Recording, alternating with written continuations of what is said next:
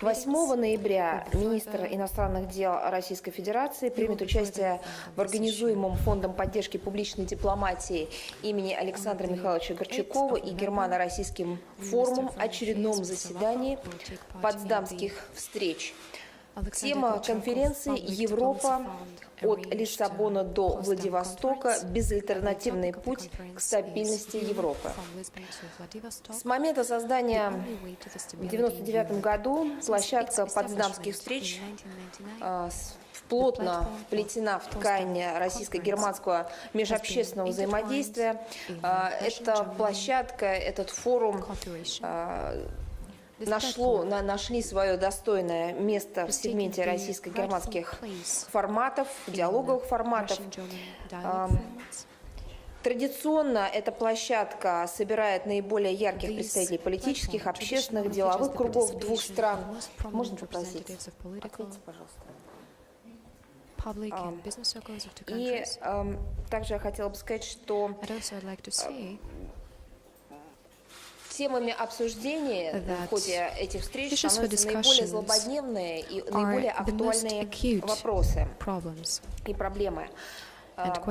Данный формат представляет собой своего рода, можно сказать, такой барометр общественных настроений в России, в Германии. Можно также сказать, что на его площадке, в его рамках происходит такое оперативное реагирование на изменения в отношениях не только между нашими странами, но и в принципе на международной арене. In international relations, this meeting won't be an exception. It is devoted to relevant problems of building single economic, humanitarian, military and political space from Lisbon to Vladivostok, and we expect that this conference, this format, will manage to contribute to the resolution of these issues. 9-11 ноября состоится рабочий визит в Российскую Федерацию министра иностранных дел и сотрудничества Республики Бенин. На 10 Foreign Affairs of the Republic of Benin will pay a working visit to the Russian Federation. On the 10th of November, Mr. Lavrov will hold negotiations with his counterpart. They will discuss state and prospects of development of Russian-Benin cooperation and political, trade, economic and other issues. They will also compare the approaches of two countries to the relevant issues of international and regional agenda. Now let's get to other topics. On international agenda, I'd like to say a few words. Before traditionally moving to Syrian issue, I'd like to say a few words on the presidency of Russia in the Security Council of the United Nations. On the 31st of October, our country finished its presidency in the Security Council. The agenda in this month was rather tight, proceeding from the priority of building collective approaches to effectively overcome modern threats and challenges and to consistently enhance cooperation of the United Nations with the regional and sub-regional organizations. The Russian Federation, as the main event of the month, held debates on the topic cooperation of the United Nations with regional and sub-regional organizations in supporting peace and security. The CSTO, SCO, CIS, the discussion showed that there is an untapped potential for the development of the cooperation of these organizations with the United Nations on a number of tracks, including combating threats and challenges of terrorism, drug trafficking, radicalization, and contributing to peace and security. In this context, in the context of tensions in the Middle East, a number of meetings was devoted to combating threat coming from ISIL. Main attention was paid to Syria.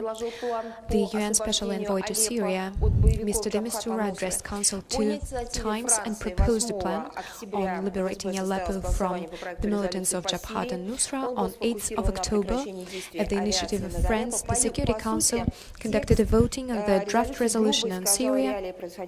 In fact, the text of resolution distorted the reality, what's happening in reality in this country, and ignored Russian American arrangements as of 9th of September, did not mention Demistura plan, and in fact,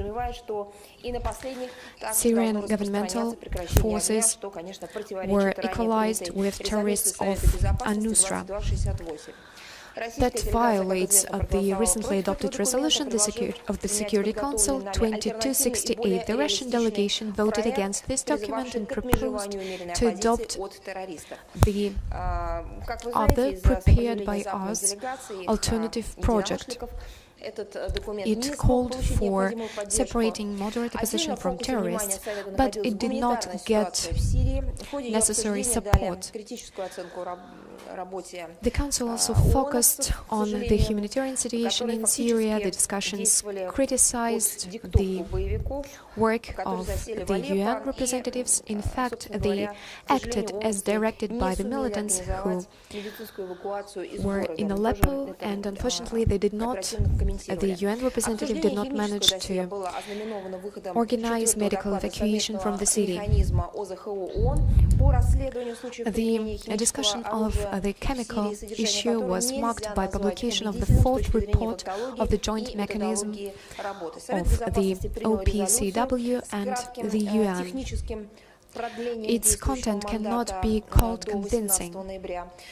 The Security Council adopted a resolution with short technical prolongation of the acting mandate up to 18th of November. During the last week of the Russian presidency, the Security Council adopted a press statement condemning the shelling of the Russian embassy in Damascus and calling for the investigation of attacks on schools in Idlib and Western Aleppo. On the 31st of October, the Security Council discussed the situation in Yemen and proposed the roadmap on the peaceful settlement. The Council also adopted the Resolution 2312 condemning illegal transportation of migrants from Libya and human trafficking, and called for UN member countries to cooperate with Libyan authorities to combat these phenomena. The focus of the Security Council was made on the situation in Darfur, the South Sudan, and other conflict situations in Africa.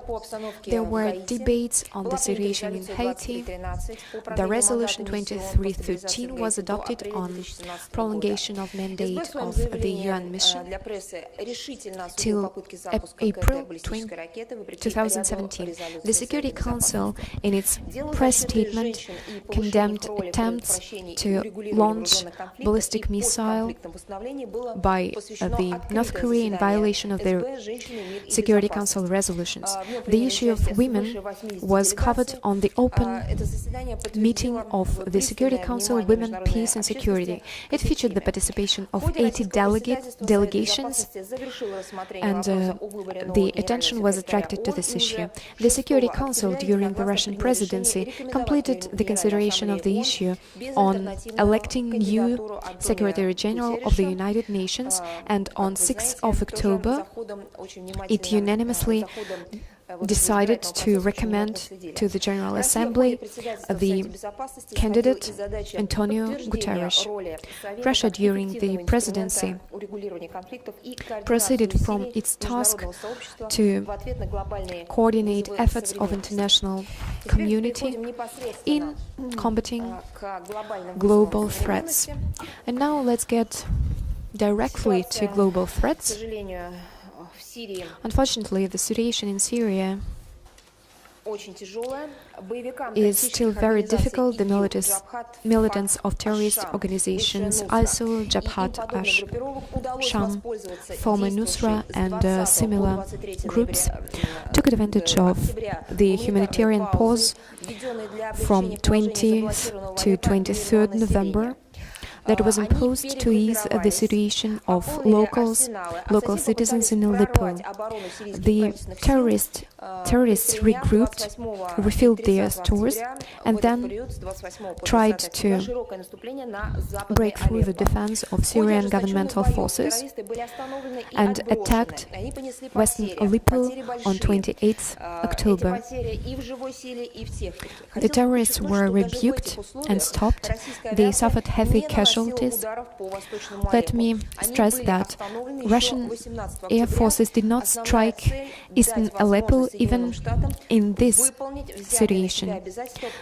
These airstrikes were suspended on 18th of October in order to give an opportunity for the United States to deliver their commitments on separating moderate opposition from terrorists. Unfortunately, it did not happen so far. Russian militants, without support of American partners, directly addressed the leaders of militant groups in Aleppo and called them to leave the city to avoid casualties. In eastern areas of Aleppo, about 7,000 militants are blocked. Let me give you a few examples of their shelling.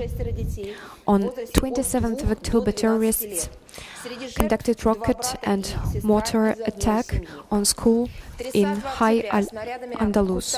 6 people died. On the 30th of October, home-produced shells with toxic agents were used for shelling in Hamdania and Tahiyat al-Assad in the western part of the city. 35 people were poisoned. 2 people died. On the 4th of November, militants fired the hotel Shahba Halab, where offices of international organizations are present. The building was heavily damaged, but there were no victims. Terrorists prohibit people older than 14 years old and younger than 50 years to leave the eastern Aleppo. Terrorists require money from those children and elderly people who would like to leave the city. They probably would use this money for new attacks and hostilities. Let me draw your attention to the words of an official representative of the Secretary-General of the United Nations, who condemned the military opposition of Syria in violating the standards of international humanitarian right in Aleppo. The statement stressed that heavy casualties among civilians were caused by the fact that militant groups of opposition ignore fundamental rights and basic international humanitarian right. Russian militants, together with their Syrian counterparts, managed to implement another humanitarian pause in Aleppo. The ceasefire regime will be effective from 9 a.m. till 7 p.m. on the 4th of November. I have to state that the propaganda machine is working in this regard. There is a nice word. I'm talking about undermining trust and building and creating threatful image of the Russian Federation in Syria.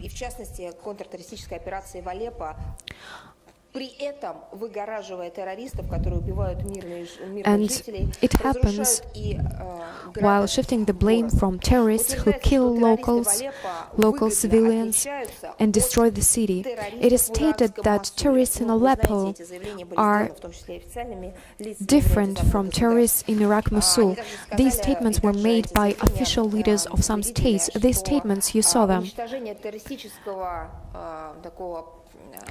The statements stipulated that the elimination of terrorists in Mosul is highly necessary, but it's not the case in Aleppo.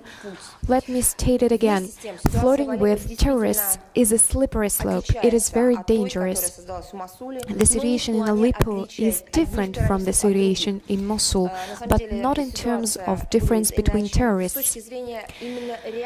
In fact, the situation is different in terms of real implementation of international legal standards on protecting civilians in zones of military conflicts. Let me remind you that the Ministry of Defense of the Russian Federation stated at least 4 such differences. In Aleppo, Russian aviation is not operating for over 2 weeks, and Mosul is subject to everyday strikes of American bombers. In Aleppo, there are 6 humanitarian corridors for militant citizens. There is nothing like that in Mosul. In Aleppo, there are 2 special corridors for the safe exit of militants with equipment and weapons from the city to other regions of Syria. In Mosul, there is a war till all the militants will be killed. And in Aleppo, there are representatives from the United Nations, the Red Crescent, and other international organizations. In Mosul, there is no such humanitarian presence and information coverage.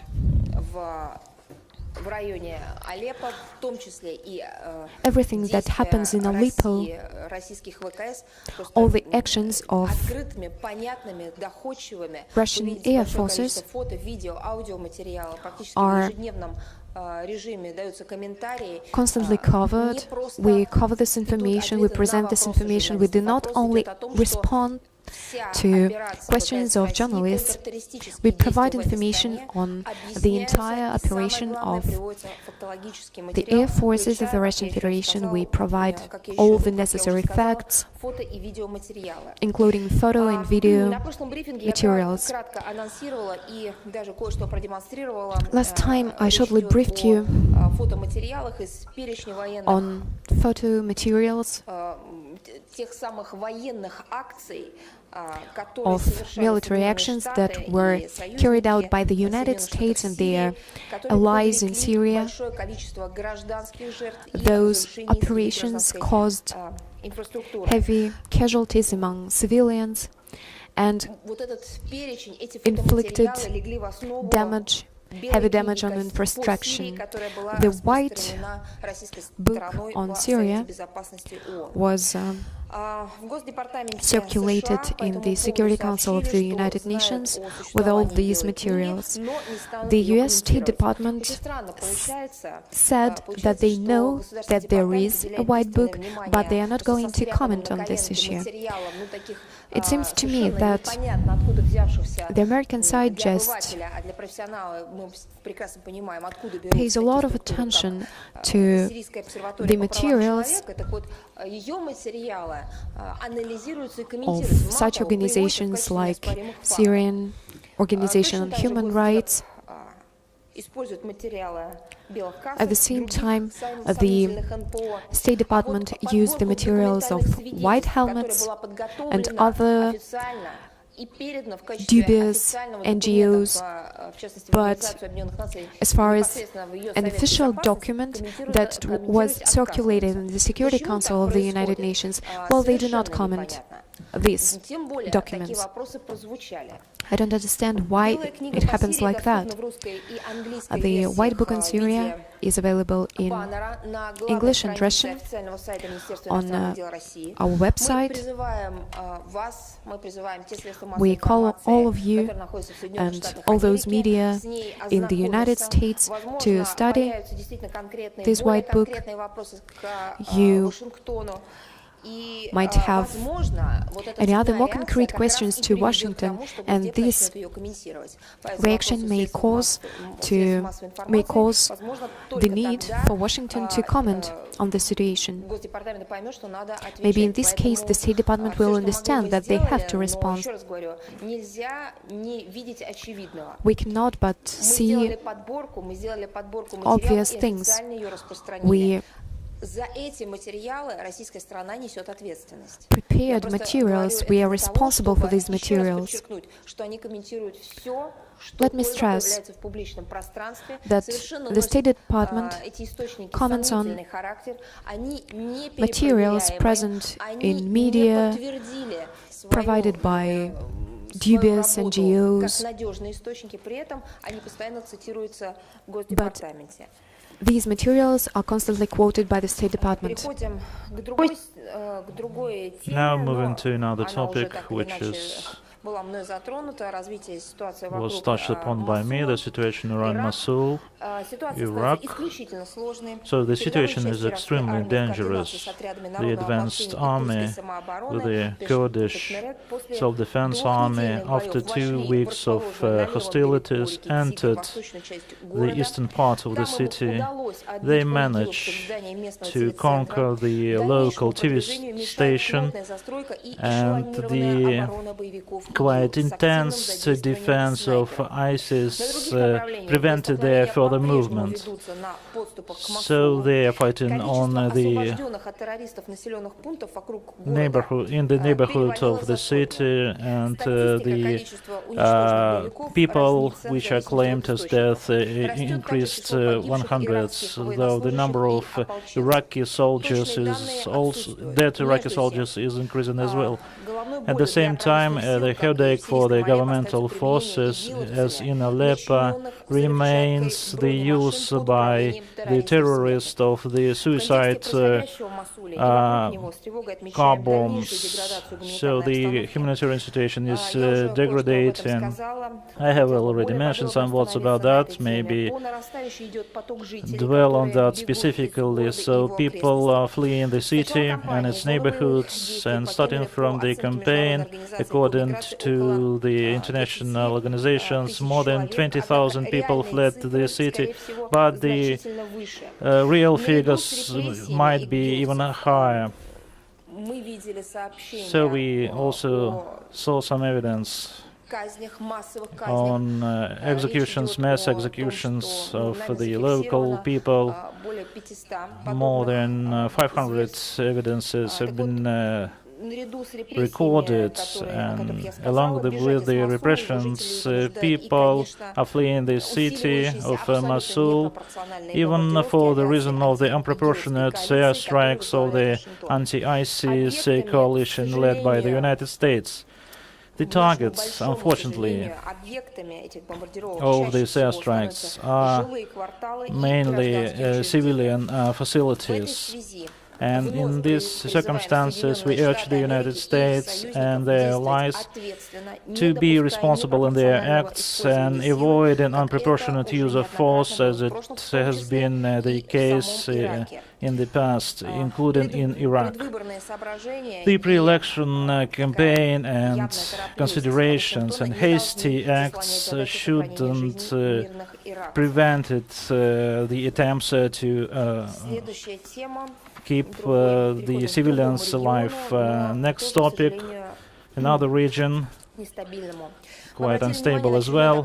We took note of the report of the UN Office of Drugs and Crimes, and we stated that the drug situation in the country has degraded.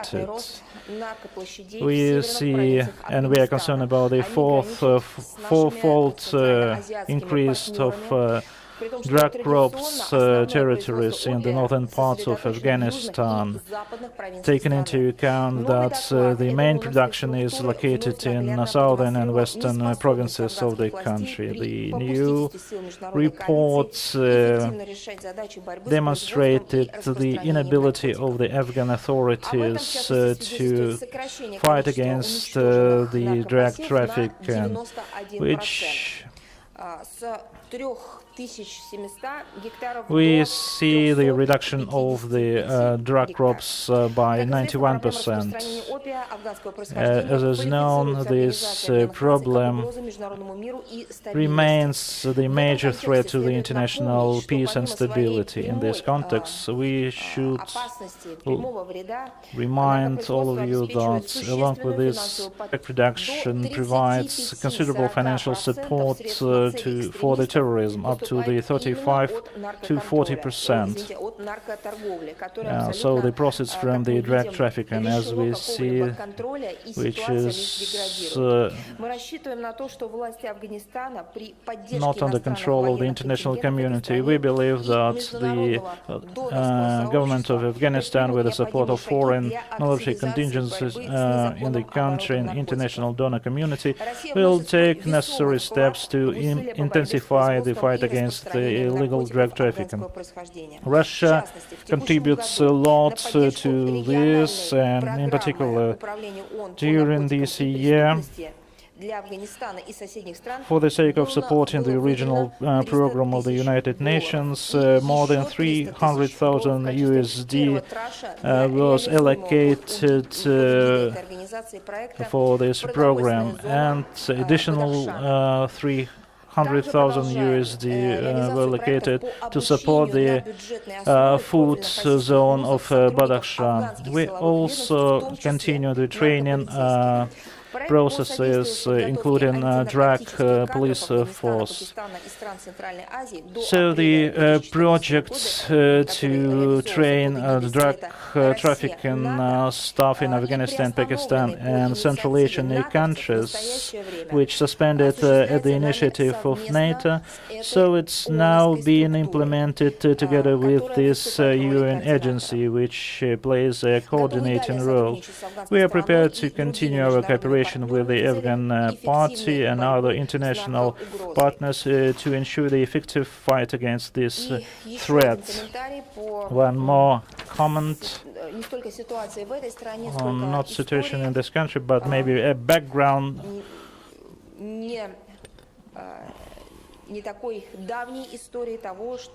A recent background, what was happening in the territory of Afghanistan. We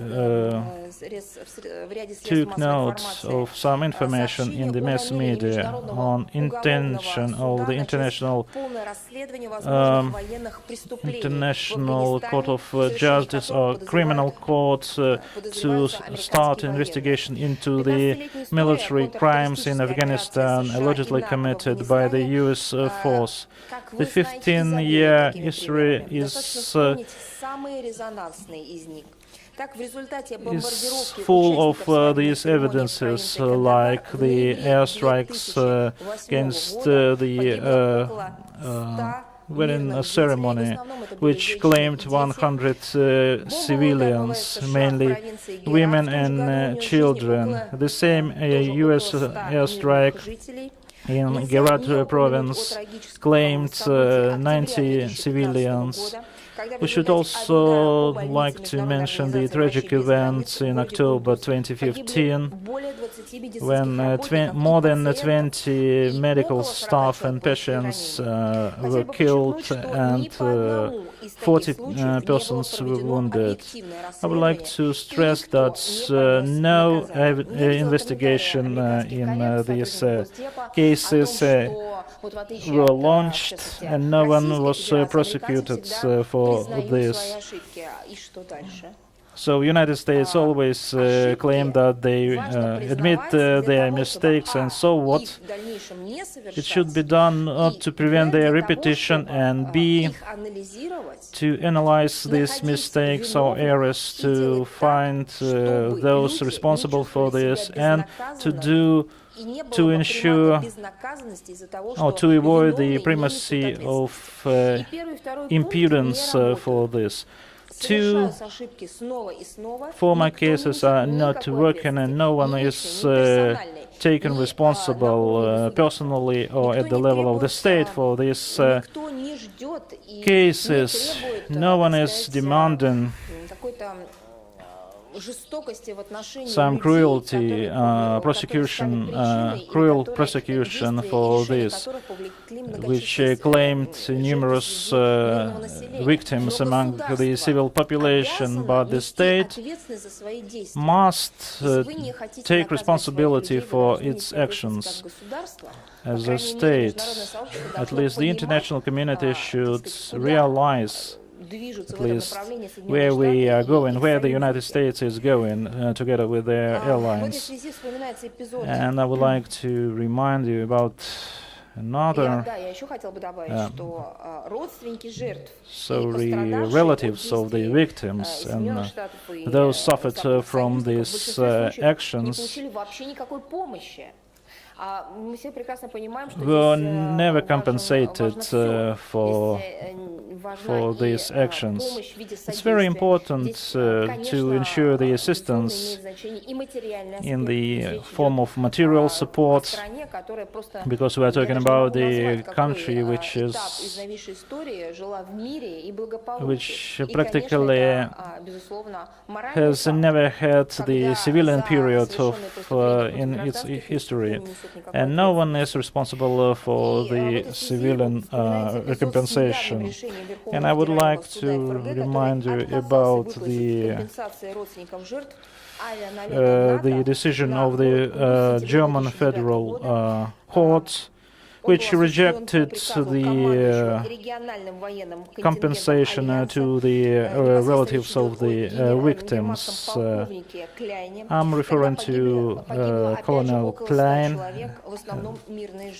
Then more than 100 people were killed. The majority of them were civilians. We welcome the initiative of the International Criminal Court, and we believe that the objective investigation in military crimes by foreign military force would allow to avoid other cases or repetition of the death of the civil people.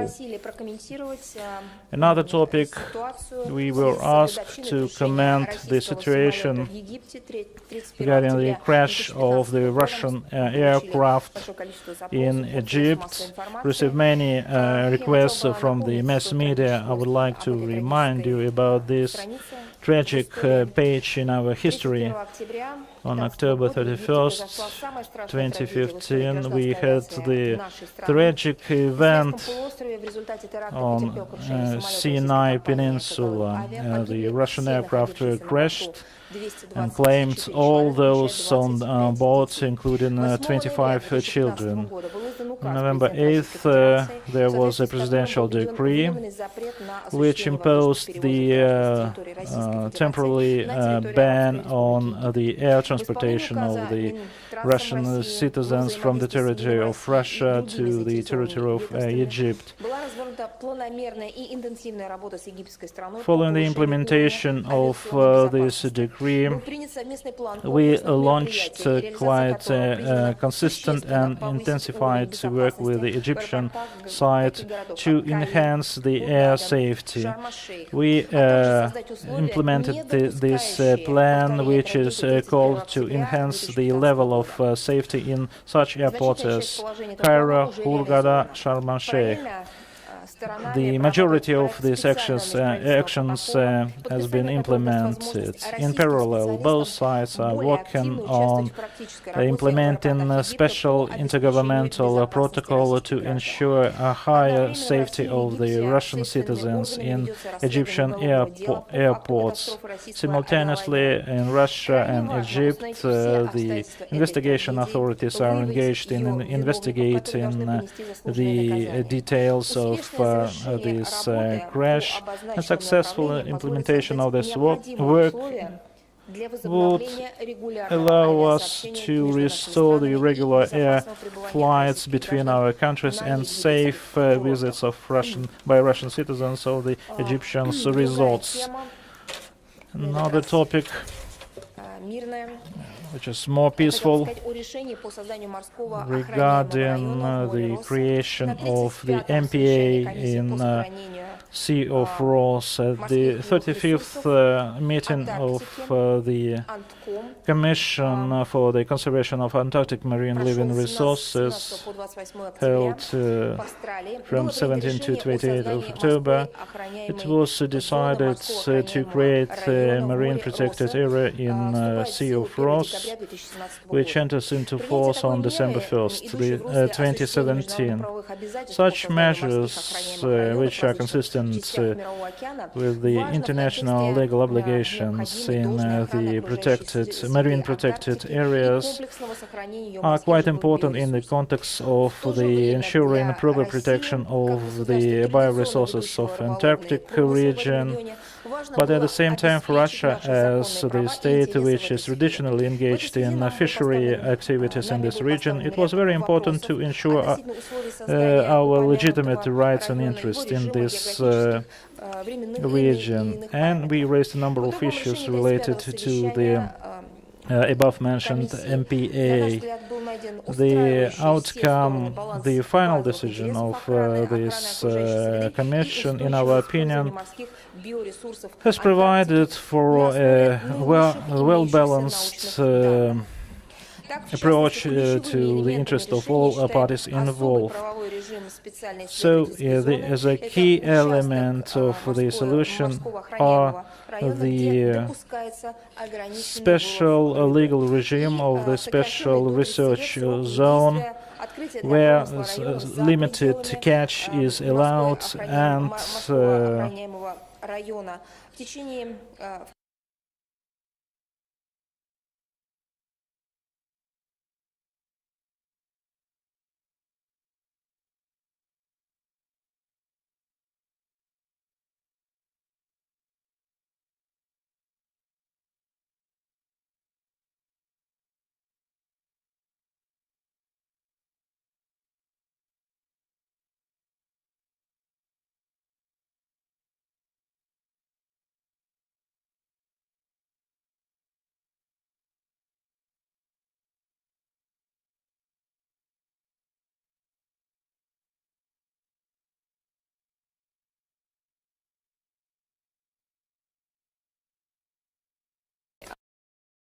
I've already launched this. You see some news. They are not relevant news, but the users who are actively engaged in the Russian situation can get the information in two languages, Russian and English. There would be some time lapse between these, because translation requires some time. But these channels have been created and open, and they are available for those, for journalists, mass media, and simple users, for ordinary people who would like to get all news in one pocket. So after subscribing to this channel, you can get the materials, informations, comments of MFA, information about visits, bilateral meetings with various countries of the world, accompanied with photo and video materials, and as additional bonus, together with the information materials, we will launch a set of stickers for the gourmands, so to say, of the various types of communications. So in Telegram you will get additional address or polls of us. So this work would be more comfortable for you, because this is our major task, to make the foreign policy of Russia understandable and information sense quite available and accessible, not for the international experts, but for a wider public. So I'm prepared to answer your questions. President Assad, in interview of Serbian newspaper Policy, said that Russia is fighting against terrorists on a serious tone. But at the same time, when United States is trying to use terrorists for their political purposes.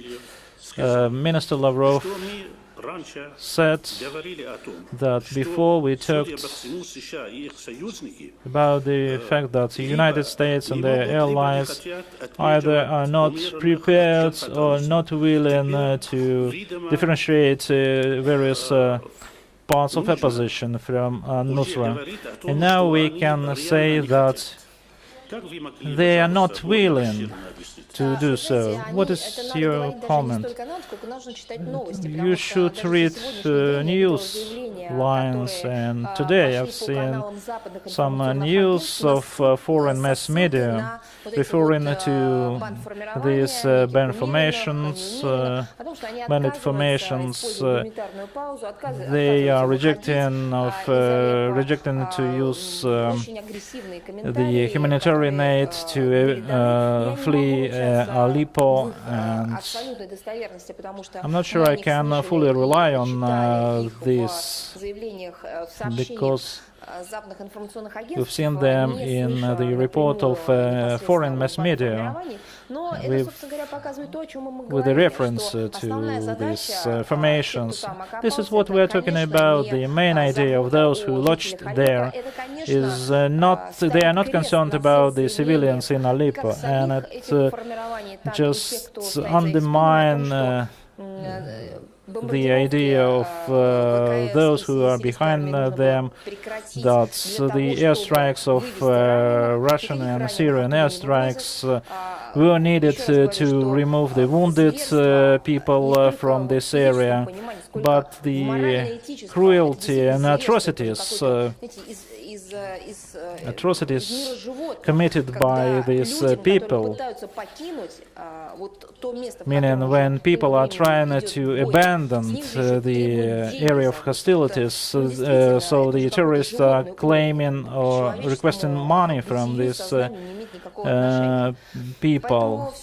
So it has nothing to do with some human acts. So the main objective of the terrorist is the only one: to lead this fight up to the end, to the victorious end. And it has nothing to do with the humanitarian considerations, and it could be built on such a huge number of victims, and they are holding civilians as hostages. So the Western world in UN resolutions undersigned for the future of Syria as a democratic state. At the same time, who is going to build the democratic state there? Those thoughts who use the civilians as the shield, and they prevented the possibility to flee the city, and they are intending to destroy completely the Syrian statehood. And they are not hiding these facts, so the terrorists are saying that the entire model of statehood should be completely destroyed. So are these people who are supposed to build the democratic state? And on the example of Iraq, we see, on the example of Mosul, we see the way the democratic state is built. What can we say?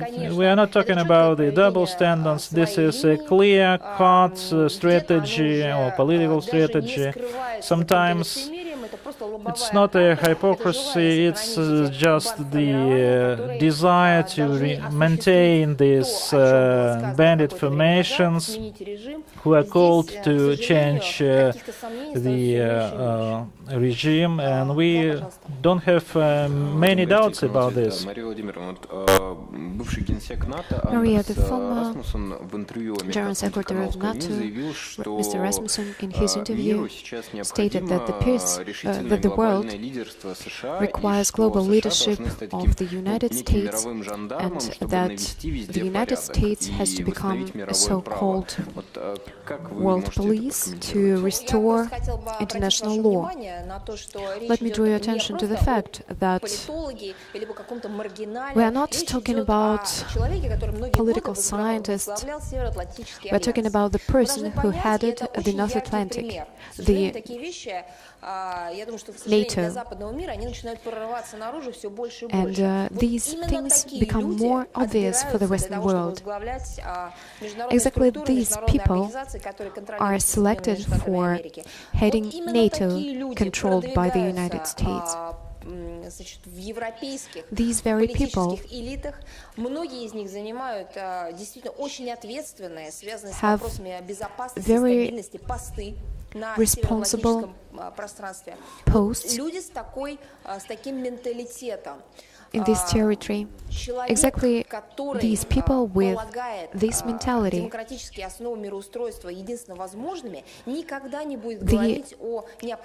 person who considers democracy as the only way to live in the world won't refer to the ideas of police. 10-20 years ago, we were talking about the equality, the cooperation. Many European countries still continue to base their ideology on the principles of equality, not only within one state, but these countries translate these ideas to the entire world, and the person who was responsible for many years for stability in the North Atlantic territory, he says what he thought all those times. His very idea is insane, together with the idea of determining one state who will control the entire world. It is all about the control, the idea of Big Brother, and it has nothing to do with the resolution of international issues, international problems. But why does it happen? The current level of threats and challenges the world faces shows that one country by itself cannot solve these issues. We are not only talking about terrorism, we are talking about the issue of Iranian nuclear program. If the so-called world police, like the United States, would have the right to decide this issue by itself, the situation would lead to war. I'm pretty sure. And the fact is that situations like that should be resolved altogether, collectively, with the leading role from the European Union, from the Russian Federation, and that's what happened in reality. Several countries were involved in the resolution of the situation I mentioned. We did not achieve all our objections. We did not implement everything that we decided to implement, but we are still on this track. And our objective is clear: the resolution of the situation, so that interests of all countries were taken into account. That's just one example. Let's take Afghanistan. That was a so-called mini-mode.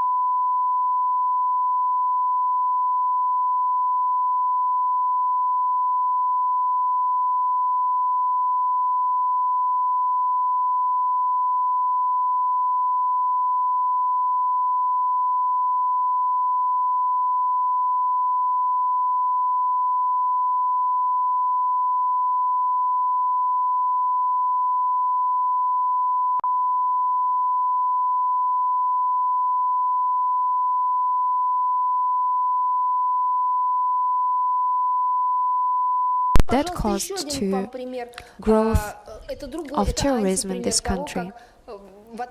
It is a so-called anti-example of what happened when the United States became a so-called police in this area. We all know the results. We all are familiar with these results. Europeans and Americans are not so close to Afghanistan, but we, the Russian Federation and the Central Asia republics, are close to Afghanistan, and it's a problem we face now. Now let's get to another question. Yes, please.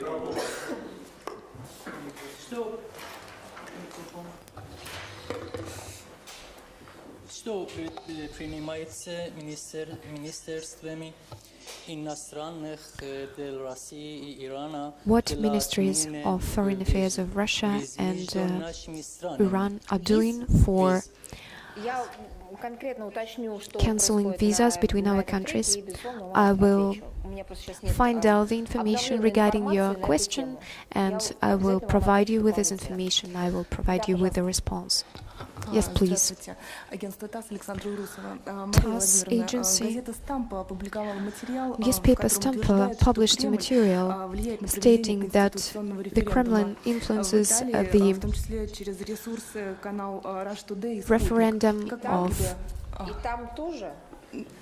constitutional referendum in Italy using Sputnik and other sources. What's your comment on that? You know, you sit on the very place where 2 or 3 weeks ago Italian journalist was sitting, and she asked me what's the attitude of the Russian Federation to the referendum that is going to be held in Italy. And I responded to her. I said that it's an internal business of Italy itself. She mentioned also the issues of security and stability.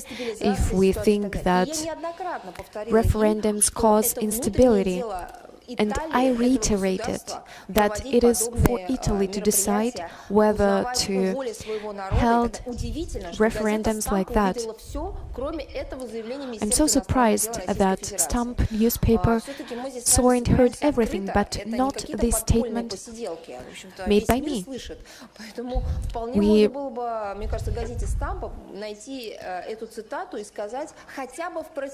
could think that this newspaper could find my quote and say that the official position of Moscow in this regard was presented by the official representative of the Ministry of Foreign Affairs. Yes, please. Sputnik agency. Hadi Abbas, in his interview to Sputnik, said that Syria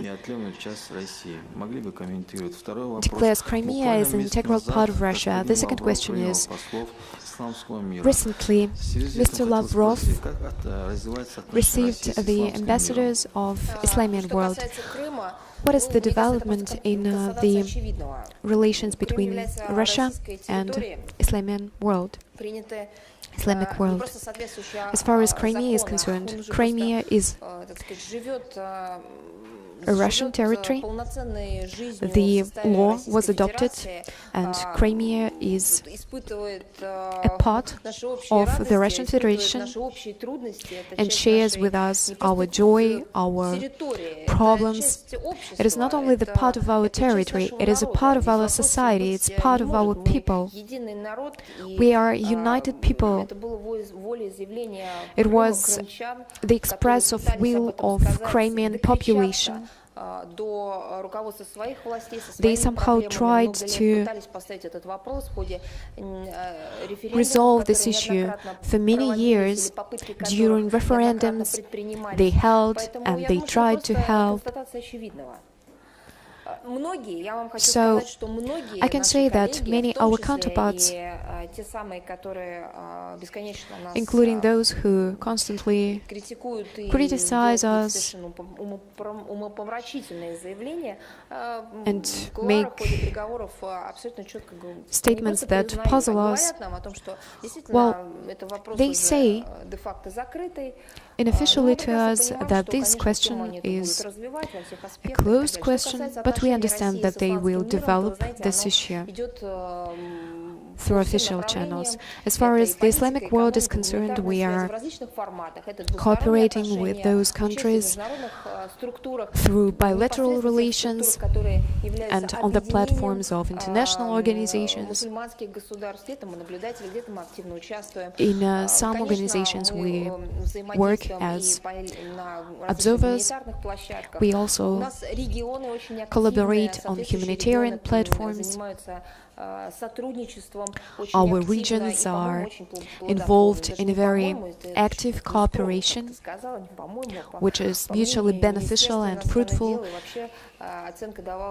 We see it as a very good question. I guess we have to provide you with information on the cooperation between our regions, our constituent entities, and those countries you've mentioned. Yes, please. Several times I saw that many Russian officials say that after the liberation of Abkhaz city in Syria, the US will want to protect their own interests.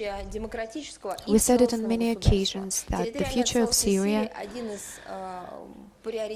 is a future as a sovereign and integral state.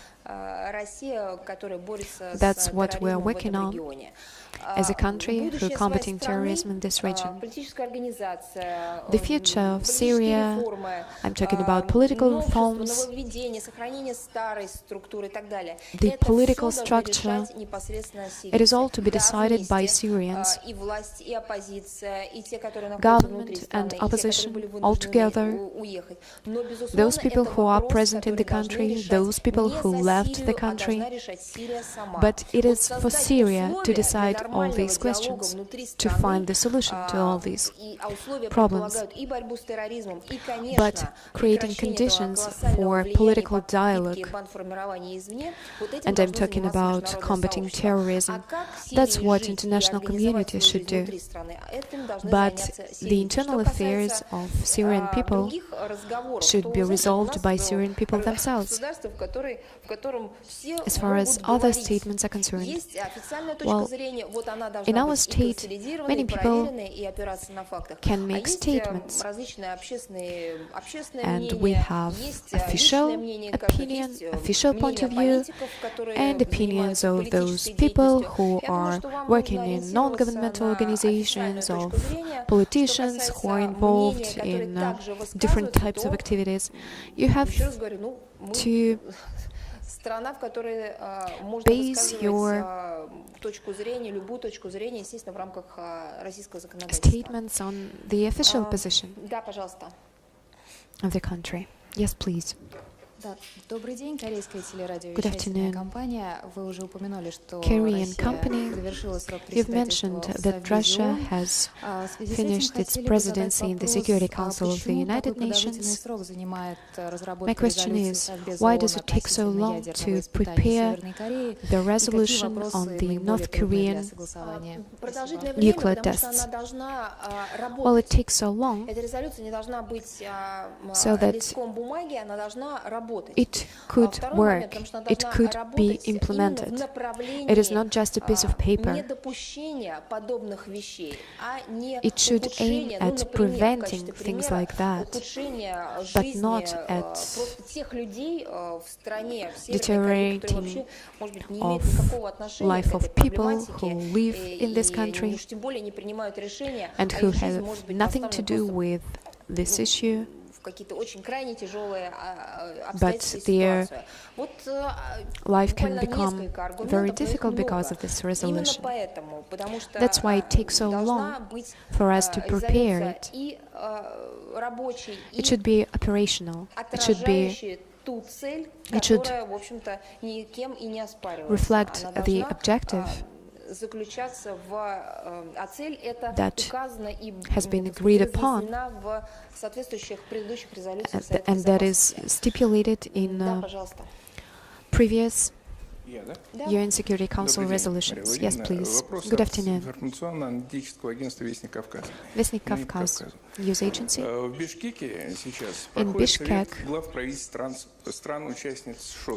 the Council of SCO Prime Ministers take place. What are the joint initiatives being prepared by Russia and China? Is there any information on countries that may become members of the SCO? And what's the position of Turkey and other countries in this regard? Let me elaborate on this issue during my next briefing, I will inform you on that. In the United States, including law enforcement authorities, people say that Trump is a pro-Russian candidate. What's your comment on that? And the General Assembly of the United Nations adopted the resolution on the cyber threat. What do you think about the fact why it was presented for voting? If you're talking about the draft on developments in the sphere of information and communications, it was presented by Ukraine. The idea was that the draft resolution will be adopted by the consensus. This year, Ukraine decided to step aside and presented this document for voting. Well, it's a pity, you know. It shows the level of work being carried out in Kiev right now. After they made this decision on presenting this document for voting, 177 countries voted for this document, and one country abstained. It was Ukraine, but nobody voted against that. You know, it's very interesting. Ukraine abstained, but it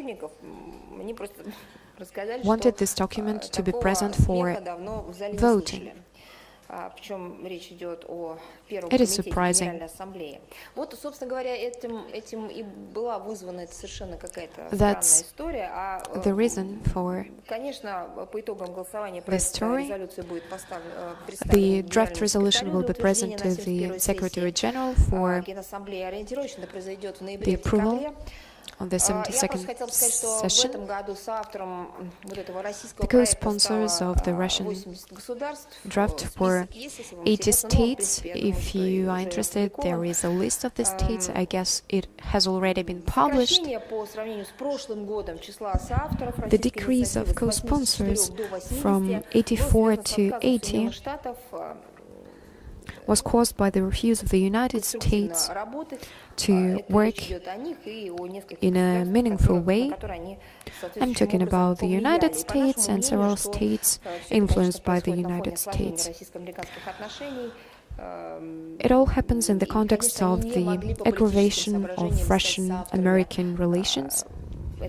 Due to political considerations, they could not become co-sponsors of this document that was supported by the majority. We have already published the relevant comment. Just a few words. The very idea that was present in the draft resolution is to develop standards and regulations of the responsible conduct of states in the context of international security. We are constantly talking about cyber attacks, and we are constantly blamed for that. But when we get to the adoption of the relevant document related to this topic, we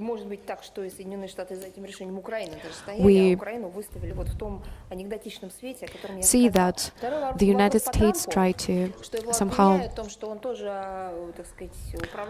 distract attention from that. As far as Trump is concerned, and that he is somehow influenced from Moscow,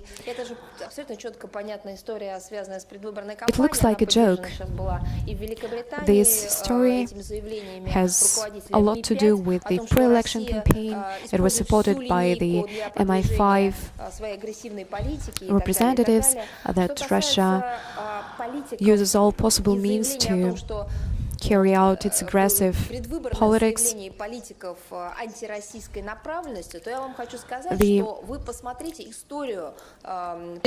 As far as the statements, the pre-electoral campaign are concerned, just look back at the 10-year history. It's quite an interesting trend observed there.